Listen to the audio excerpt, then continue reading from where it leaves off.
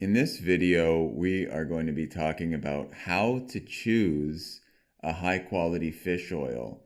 And there's so much information, so much conflicting information out there about different fish oils. And it's talking about one study says it's the best thing ever for heart inflammation. The next study comes out and says it doesn't do anything at all. And one of the biggest problems with this whole thing is they aren't controlling the variables. One study is going to study one type of fish oil from somebody, and another study will look at a completely different type of fish oil, but everything gets lumped together under this one broad category of fish oil. So we are going to dissect all of that and take a look at a really high quality one, what to look for, and why that may really help you. Okay, the first thing to really understand here and think about is fish oil, when you're talking about it as a supplement, just means oil from fish. It could be any fish found anywhere, any oil at all, and that's all it means. And it doesn't make a lot of sense. Think about it if we talked about vegetable oil. Now we know some of them may be healthier for some things than others. Olive oil is very different than canola oil.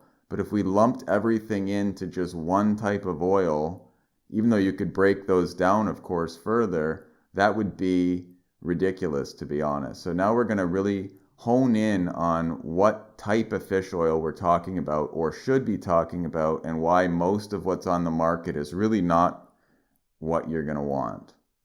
Okay, so here is a quick breakdown of what we're going to cover in the video here, and that is basically where is it from, the heavy metal content like mercury, having any kind of taste or aftertaste, hopefully not at all.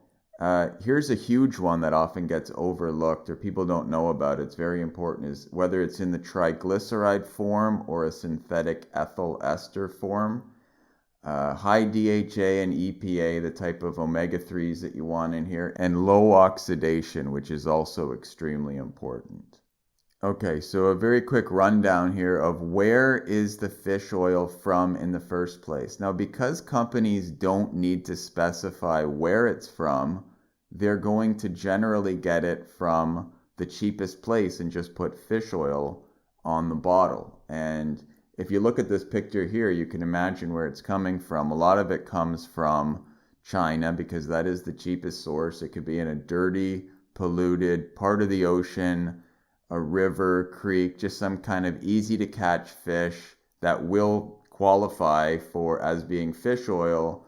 But you can imagine what is in there, the type of stuff that you don't want, and probably not a lot of the high omega-3s that you do want. So think about where it's from. It could be from a place like that, or if you look carefully and somebody is going to specify where they're getting it from like we do, you could get it from Iceland or a place like that, which is exactly where we get it from. This is the North Atlantic, where that meets the Arctic Ocean. There's almost no industry, no people up there.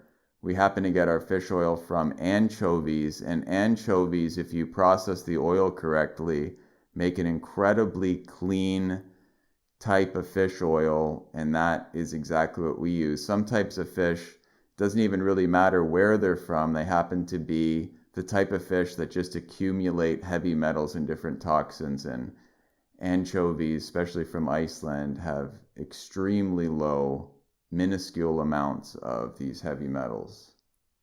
Okay, now here is a picture of just mercury close up, but you can imagine that a lot of the fish have trace amounts of this. And if you get fish oil with mercury or these other heavy metals in there, it's worse than taking nothing at all by far. So you really have to be careful there. So you're looking at the type of water, the type of fish, and then fish oil actually does need to be processed, because fish oil in its pure form, even if it doesn't have many toxins in it, it has a lot of other oils that you don't want. You're really after the DHA and the EPA, the two types of omega-3. So it does need to be processed just to get the type of fish oil that we want and eliminate the parts of the fish oil that don't have any health benefits. And then at the end of all of that, you want it to be third-party lab tested to make sure that everything went according to plan.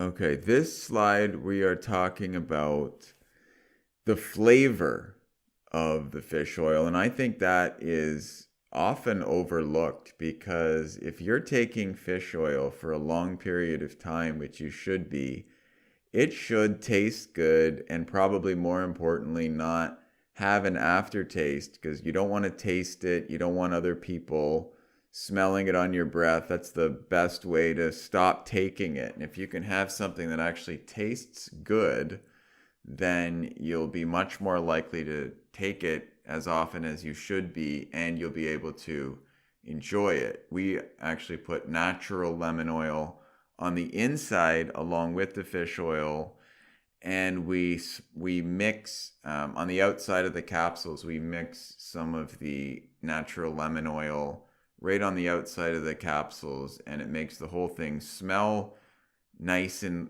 fresh and lemon-like, and they taste really good, and there's no aftertaste at all. So even if you get a nice clean fish oil, which ours is, even if we didn't have the lemon, you wouldn't taste much at all, but there's still that natural, very subtle fishy taste.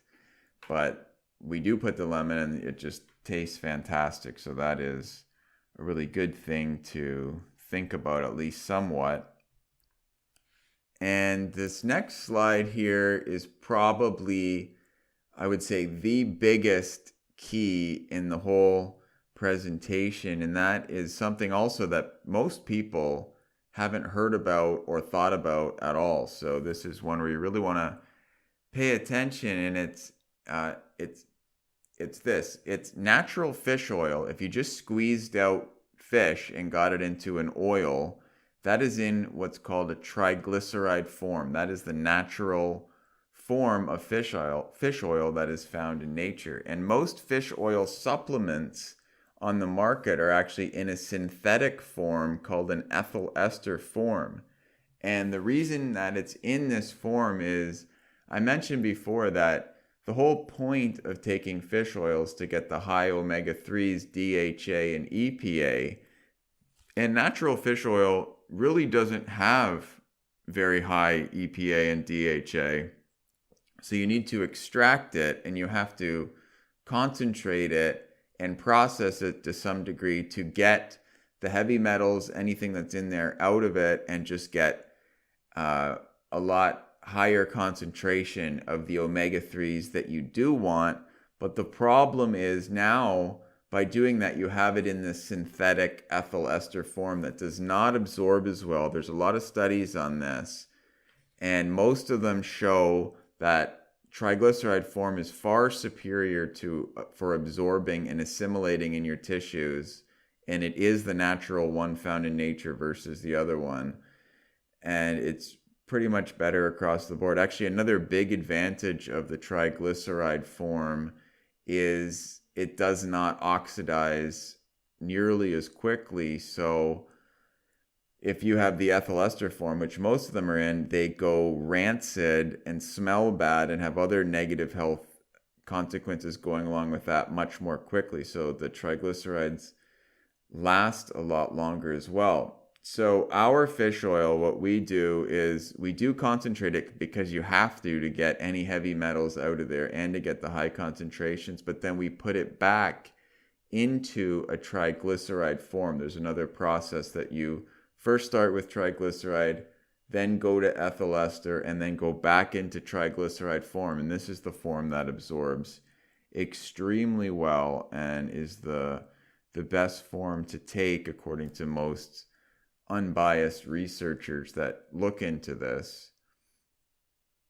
And I touched on this in the last slide, but the whole point of taking fish oil in the first place is to get high omega-3s in the forms DHA and EPA. You need to look at both of these numbers on the bottle and make sure that they are quite high, and that the other fats and omega-3s in the oil, they're far less important. So make sure you're looking specifically at the DHA and EPA numbers. Actually, the next video we're going to do is the difference between those two, and what EPA does and what DHA does, and how they work differently, and which ones, or which is more important. And I'll give you a hint. It turns out both are important, but they do work differently. This is according to a very recent study.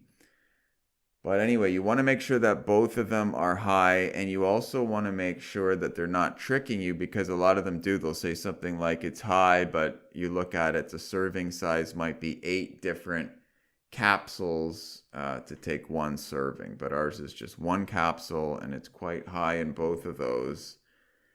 Okay, so here is a look at our 88 Herbs fish oil. It's taken us a couple of years to get the best one, and it ticks all the boxes. I should have mentioned another one actually in the video, which is that you want to have a sustainable source of fish oil, and the anchovies in Iceland, which is where we get it, is very sustainable and environmentally friendly. It's in the triglyceride form, lemon, non-GMO, and our DHA is 225 milligrams per capsule, and EPA is 340 milligrams per capsule, and it is in the triglyceride form. And the mercury, heavy metals, everything else has been tested. They're extremely low to begin with from where we get the fish oil, and then once we process it, there's absolutely nothing left. It's extremely minuscule, so you don't have to worry about that. So we're excited to have a lot of customers who really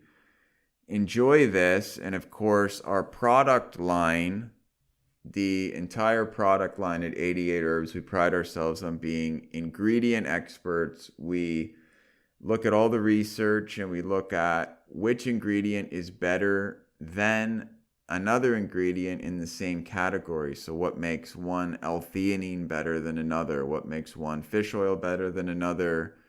Elderberry, ashwagandha, across the whole line. And we slowly release products as we find something that is unique and actually superior, and then we do our best to explain it and hope that people try it and notice the difference. And we've had pretty incredible feedback. So hope you enjoyed the video. There's a lot more coming, so please like and subscribe. Leave your comments below. I'll get back to those, and we'll see you very soon on a new video.